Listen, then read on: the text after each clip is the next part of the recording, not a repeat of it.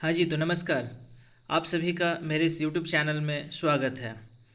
आज हम 66वीं बीपीएससी जो कि प्री आने वाली है, ठीक है, उसके लिए आज हम अगस्त 2019 के विश्व घटना चक्र और एक जीव विज्ञान के टॉपिक का आज हम 30 क्वेश्चन यहाँ पे डिस्कस करेंगे। तो चलिए स्टार्ट करते हैं। हमारा जो पहला जो प्रश्न है वो है, विश्व का फेफड़ा किसे कहा जाता है? तो इसका उत्तर हो जाएगा, विश्व का फेफड़ा कहा जाता है अमेजन के जंगलों को। ठीक है, तो ओके, इसलिए ये चर्चा में रहा क्योंकि अगस्त 2019 में अमेजन के जंगलों में आग लग गई थी, जिसे बुझाने के लिए G7 देशों द्वारा ऑपरेशन ग्रीन ब्राज़ील चलाया गया। यह कुल 9 देशों में फैला था तथा इसे विश्व का फेफड़ा कहा जाता है। ठीक है, तो जो अमेजन की जो जंगल है, यह 9 देशों में फैला हुआ है और इसे हम विश्व की फेफड़ा कहते हैं। ठीक है, तो अमेजन जंगल पहला का आंसर हो जाएगा। दूसरा क्या है, G7 देशों द्वारा अमेजन के जंगलों में लगी आग को बुझाने के लिए एक ऑपरेशन चलाया गया, उसका नाम क्या था? तो मैंने अभी आपको बताया कि उसका नाम क्या था, ऑपरेशन ग्रीन ब्राज़ील। चलिए, तीसरा नंबर क्वेश्चन है UNCCD। तो UNCCD का फुल फॉर्म होता है united nations convention to combat desertification. United nations convention to combat desertification. ठीक है, तो इसका यहाँ पे पूछा गया है कि यह किस शहर में आयोजित किया गया था। ठीक है, तो इसका जो उत्तर होगा वो होगा, भारत में हुआ था 2019 का, और वो ग्रेटर नोएडा में हुआ था। इसके बाद का जो दूसरा जो क्वेश्चन वो है कि यूएनसीसीडी का फुल फॉर्म क्या है? तो मैंने अभी आपको बताया कि यूएनसीसीडी का full form united nation convention to combat desertification होता है। चलिए, तो पांचवा क्वेश्चन को हम मूव करते हैं। वाटर स्ट्रेस इंडेक्स जहाँ पे मतलब पानी की कमी है, भारत की स्थिति विश्व में कितने नंबर पे है? तो विश्व में इसकी स्थिति जो है वो 46 नंबर पे है। किस देश ने सार्वजनिक स्थानों पर बुर्का और नकाब पहनने पर प्रतिबंध लगाया है? तो याद रखिए कि हाल फिलहाल मतलब अगस्त 2019 का ही न्यूज़ है। नीदरलैंड ने सार्वजनिक स्थानों पर बुर्का और नकाब पहनने पर प्रतिबंध लगा दिया है। ठीक है, इसके बाद का क्वेश्चन है, G7 के देश वैश्विक शुद्ध संपत्ति का लगभग कितना प्रतिशत का प्रतिनिधित्व करते हैं? ठीक है, तो आपको ये याद रखना होगा कि जो G7 वाली जो कंट्री है, ठीक है, ये लगभग 62% मतलब पूरे विश्व की शुद्ध संपत्ति का लगभग 62% ये मतलब इनके पास ओके, इसका ये प्रतिनिधित्व करते हैं। ओके, इसके बाद G7 की स्थापना किस वर्ष हुई? तो G7 की स्थापना किस वर्ष हुई वो आपको याद होना चाहिए, क्योंकि ऐसा जब भी जैसे G7 के बारे में डिस्कस हो रहा है तो इससे रिलेटेड क्वेश्चन एग्जाम में पूछे जा सकते हैं। तो 1975 में हुई थी, तो आप याद रखिए G7 की स्थापना। ओके, इसके बाद है संयुक्त राष्ट्र पर्यावरण, या हम इसको बोलते हैं UN सॉरी, ओके, इसको हम लोग बोलते हैं UN हैबिटेट असेंबली। ठीक है, UN हैबिटेट असेंबली बोलते हैं। तो ये इसका पहला सत्र केन्या के किस शहर में हुआ था? ठीक है, तो इसका आंसर क्या हो जाएगा, नैरोबी। अब देखिए ये ओके, इसलिए भी इम्पोर्टेंट हो जाता है क्वेश्चन, क्योंकि पहली संयुक्त राष्ट्र परिवार सभा के कार्यकारी बोर्ड के लिए प्लेनरी सत्र हेतु भारत को चुना गया है। तो ये क्वेश्चन पूछा जा सकता है, संयुक्त राष्ट्र परिवार का मुख्यालय कहाँ है? तो इसका मुख्यालय क्या है, नैरोबी में है, जो कि केन्या देश के अंदर में है। ठीक है, या केन्या देश का पार्ट है बोल सकते हैं। वर्ष 2019 में KPCS का उपाध्यक्ष किस देश को बनाया गया था? अब यहाँ पे आ जाता है कि KPS का फुल फॉर्म क्या है। ठीक है, तो KPS का फुल फॉर्म होता है किम्बरले प्रोसेस प्रक्रिया प्रमाणन योजना। ठीक है, तो एक्चुअली ये जो है प्रक्रिया, इसमें हीरे की ये के व्यापार से संबंध रखता है। तो जो उपाध्यक्ष है ये 2019 में रूसी संघ को बनाया गया है। ठीक है, अब यहाँ पे ओके, अध्यक्ष किसको बनाया गया है? ठीक है, तो जो अध्यक्ष है वो भारत देश है। ठीक है, लेकिन उपाध्यक्ष कौन सा है? रूसी संघ है। तो ये आप याद रखिएगा, और जो ओके उपाध्यक्ष बनाया जाता है उसको ही आने वाले साल में अध्यक्ष का जो पद है वो दे दिया जाता है। ठीक है, तो 2019 में भारत जो है KPCS का अध्यक्षता कर रहा है, वहीं रूसी संघ जो है इसका उपाध्यक्ष बनाया गया है। वर्ष 2008 में KPCS का अध्यक्षता किस देश ने की थी? तो ये आप याद रखिएगा, क्योंकि KPCS के बारे में लास्ट ईयर आया है, तो इस बार भी BPSC में क्वेश्चन आ सकता है कि 2008 में कौन था? तो 2008 में हमारा भारत देश ही इसकी अध्यक्षता की थी। उसके बाद है कि किम्बरले प्रक्रिया किस उद्योग के संबंधित है? तो इसको याद रखिएगा, हीरा से संबंधित है। उसके बाद है नगुल्टम किस देश की करेंसी है? अब नगुल्टम किस देश की करेंसी, याद रखिए भूटान। अब ये क्वेश्चन इसलिए आया क्योंकि काफ़ी जो टूरिस्ट है भूटान में उनकी संख्या बढ़ते जा रही है, तो उसके लिए भूटान सरकार ने कुछ चार्जेस अब लगाने स्टार्ट कर दिया है ताकि भीड़ वहाँ पे कम से कम है। तो इसलिए ये पूछा जा सकता है कि नगुल्टम किस देश की करेंसी है, भूटान।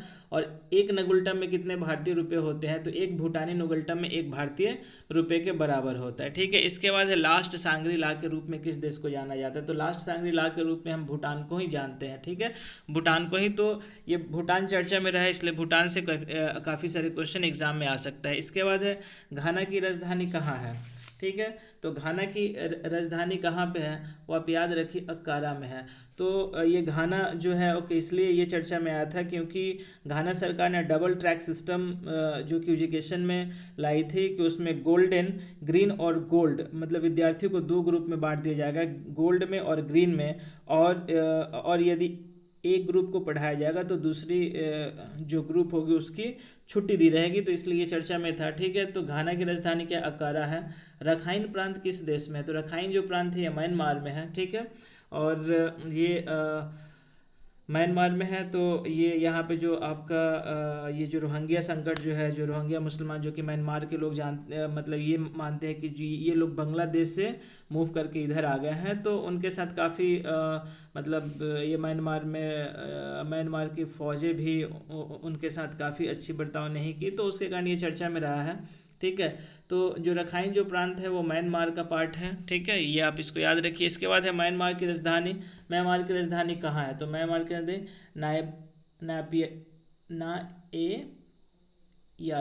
नापियाडा है। उसके बाद है म्यांमार भारत के किन किन या कितने राज्यों को टच करता है, तो याद रखिएगा कि म्यांमार जो है भारत के 4 राज्यों को टच करता है। उसमें सबसे पहले ऊपर में अरुणाचल प्रदेश को, फिर नागालैंड को, फिर मणिपुर को, उसके बाद फिर मिज़ोरम को, ठीक है। तो ये 4 स्टेट को जो म्यांमार है वो टच करता है। और ये लगभग 1643 किलोमीटर का जो इसका बाउंड्री है वो भी है, 1643 किलोमीटर का बाउंड्री साझा करता है। उसके बाद है कि पर्ल नदी किस देश में स्थित है, तो पर्ल नदी जो है चाइना में है, चीन देश में स्थित है। एआईबीडी की स्थापना किस वर्ष में हुई थी, तो ये आप याद रखिए कि एआईबीडी की स्थापना जो है वो 1977 में हुई थी, ठीक है, ओके। तो ये सब आप याद रखिए, इम्पोर्टेंट है, ओके। चलिए हम आगे इसमें मूव करते हैं। एआईबीडी के सचिवालय कहाँ है, तो एआईबीडी का जो सचिवालय है वो कोलालमपुर में है, ओके। इसके बाद नेक्स्ट है एससीओ शिखर सम्मेलन 2019 में भारत की ओर से किसने मतलब इसमें यह है कि एससीओ शिखर सम्मेलन में भारत 2019 में भारत की ओर से किसने भाग लिया था, तो उत्तर हो जाएगा इसका श्री नरेंद्र मोदी, ठीक है। उसके बाद है भारत को एससीओ के पूर्ण सदस्य का दर्जा कब मिला, तो 2017 में ओके। एससीओ जो है ओके, एससीओ यानी संघाई कोऑपरेशन ऑर्गेनाइजेशन, जिसका 19वां शिखर सम्मेलन था 2019 में, जिसमें मोदी जी ने भाग लिया था। और एससीओ में भारत को पूर्ण सदस्य का दर्जा 2017 में मिला था, ठीक है। और यहाँ पे 2005 जो है ये भी ध्यान में रखने वाली बात है, क्योंकि 2005 में भारत और पाकिस्तान को इस संगठन का पर्यवेक्षक के रूप में शामिल किया गया था, और 2017 में भारत और पाकिस्तान दोनों को पूर्ण सदस्य का दर्जा यहाँ पे मिल गया है। इसके बाद 26 में सीपीईसी का मतलब चीन पाकिस्तान इकोनॉमिक कॉरिडोर। तो चीन पाकिस्तान इकोनॉमिक कॉरिडोर के किस जगह को चीन के सिनजियांग प्रांत से जोड़ता है, तो आंसर हो जाएगा इसका ग्वाडार, GWADER, ग्वाडार, जो कि पाकिस्तान में है और चीन में जो है सिनजियांग प्रांत है, ये दोनों को जोड़ता है CPEC, जिसको नाम है चीन पाकिस्तान इकोनॉमिक कॉरिडोर, और काफ़ी ये विवाद भरा रहा है, ठीक है। उसके बाद है नाटो की स्थापना किस वर्ष से हुई थी, नाटो की स्थापना 1949 में थी, याद रखिए। नाटो का मुख्यालय कहाँ पे है, नाटो का मुख्यालय ब्रुसेल्स में स्थित है। उसके बाद है ऑपरेशन सनराइज 2 किन देशों का ऑपरेशन था, तो ये था भारत और म्यांमार का। ये ओके, आतंकवादी या काफ़ी सारे जैसे अरकाना आर्मी हो गया, तो इसको भी भारतीय सेना और म्यांमार की सेना ने मिलकर इनको ख़त्म किया था। और ये जो अरकाना जो आर्मी है वो Kaladan multi modal transit transport project, जो कि भारत और म्यांमार के बीच में बनने वाला है, जो कि बन रहा है, उसके लिए वो विरोध कर रहे थे। तो नेक्स्ट क्वेश्चन है भी उसी पे कि Kaladan multi modal transit transport project किन दो देशों को जोड़ता है, तो आप लिख सकते हो कि भारत और म्यांमार को जोड़ता है। तो ये हो गया हमारा विश्व का वो घटना चक्र जो कि अगस्त 2019 का है। ठीक है, इसके लिए हमने ओके एडिटोरिया की जो मैगजीन आती है उसका सहारा लिया, दृष्टि का सहारा लिया और कुछ इंटरनेट से भी हमने क्वेश्चन को कलेक्ट किया।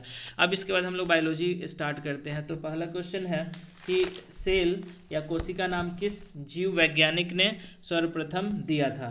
ठीक है, तो इसका आंसर हो जाएगा रॉबर्ट हुक। ठीक है, रॉबर्ट हुक ने सबसे पहले कोशिका नाम दिया था, यानी कोशिका नाम किसी दिया था। सेकंड है कौन सी रचना जंतु कोशिका को वनस्पति कोशिका से विभेदित करती है, तो ये हो जाएगा सेंट्रियोल। याद रखिए सेंट्रियोल।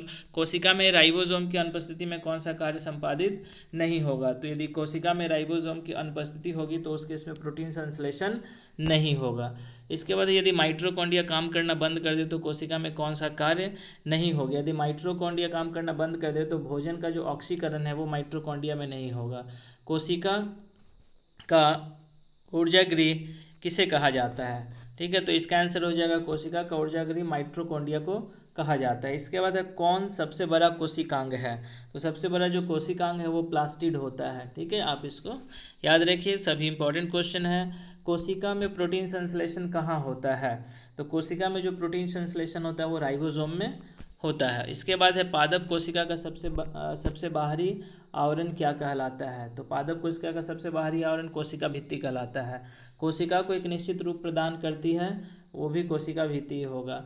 कौन सी कोशिकांग केवल पादप कोशिकाओं में पाया जाता है, तो इसका भी आंसर क्या हो जाएगा, कोशिका भित्ति हो जाएगा। ठीक है, तो सभी इंपॉर्टेंट क्वेश्चन है, आप इसको नोट कीजिए। ठीक है, वीडियो पॉज कर करके। कोशिकाएं श्वसन का सक्रिय स्थल है, कोशिका श्वसन का सक्रिय स्थल है कौन सा स्थल, वो है लाइसोसोम। ठीक है ना। उसके बाद है अवर्णी ललक मुख्यतः पाए जाते हैं, तो जो अवर्णी ललक होते हैं वो जड़ों की कोशिकाओं में पाए जाते हैं। उसके बाद है फूलों और बीजों को विभिन्न प्रकार के आकर्षक रंग प्रदान करते हैं। ठीक है, तो यानी फूल में जो डिफरेंट कलर होते हैं वो क्रोमोप्लास्ट के कारण होते हैं। कोशिका को आत्महत्या की थैली, कोशिका को आत्महत्या की थैली कहलाता है, वो क्या हो जाएगा, लाइसोसोम को हम लोग कोशिका का आत्महत्या का थैली कहते हैं। इसके बाद है कोशिका द्रव में उपस्थित महीन साकी झिल्लीदार और अनियमित नलिकाओं का घना जाल कहलाता है अंतःप्रद्रवी जालिका।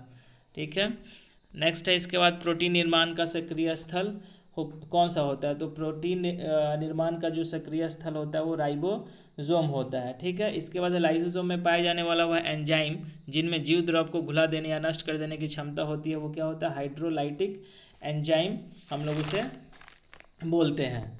ठीक है, इसके बाद है नेक्स्ट क्वेश्चन है कि 80% से अधिक सेल कोशिका में पाए जाने वाला पदार्थ क्या है, तो 80% से ज़्यादा सेल कोशिकाओं में क्या पाया जाता है, जल पाया जाता है। ठीक है, किसने यह मूल अवधारणा प्रस्तुत की थी कि सभी जीव कोशिकाओं के बने हुए हैं। ठीक है, तो इसमें 4 ये दिया पास्चर, स्लाइडेन, रॉबर्ट हुक और टी सावन। तो इसमें 2 जो आंसर है स्लाइडेन और टी सावन। ठीक है ना, ये दोनों के दोनों सही है, तो 2 और 4 हो जाएगा इसका। किसकी उपस्थिति के कारण किसी पादप कोशिकाओं और पशु कोशिकाओं में अंतर पाया जाता है, तो ये पहले भी हम लोग थोड़ा डिस्कस किए थे, हो सकता है रिपीट हो गया क्वेश्चन। कोशिका भित्ति। गोल्जी काय का प्रमुख कार्य क्या है, तो गोल्जी काय का प्रमुख क्या है, श्रावी है। ओके, कौन सी कोशिकांग डीएनए रखता है, तो यहाँ पे आपका हो जाएगा सेंट्रियोल जो होता है वो डीएनए को रखता है। उसके बाद है पीसीडी प्रोग्राम्ड सेल डेथ का कोशिकाएं एवं आणविक नियंत्रण क्या कहलाता है, इसको हम लोग क्या बोलते हैं, एजिंग बोलते हैं। कौन सा अंगक प्रायः जंतु कोशिका में उपस्थित होता है, कौन सा अंगक प्राय जंतु कोशिका में उपस्थित होता है, इसका आंसर हो जाएगा लवक। उसके बाद जो लाइसोसोम कार्य करता है, लाइसोसोम किस प्रकार का काम करता है, तो इसका हो जाएगा अंतः कोशिकाएं पाचन का। कोशिकाएं भित्ति होती है, इसको हम लोग प्रेम्बल भी बोलते हैं या पारगमय बोलते हैं। माइटोकॉन्ड्रिया का भीतरी वलन कहलाता है, तो माइटोकॉन्ड्रिया का भीतरी अवलन को हम लोग क्रिस्टी बोलते हैं। माइटोकॉन्ड्रिया किस में अनुपस्थित होता है, माइटोकॉन्ड्रिया अनुपस्थित होता है जीवाणु में अनुपस्थित होता है माइटोकॉन्ड्रिया।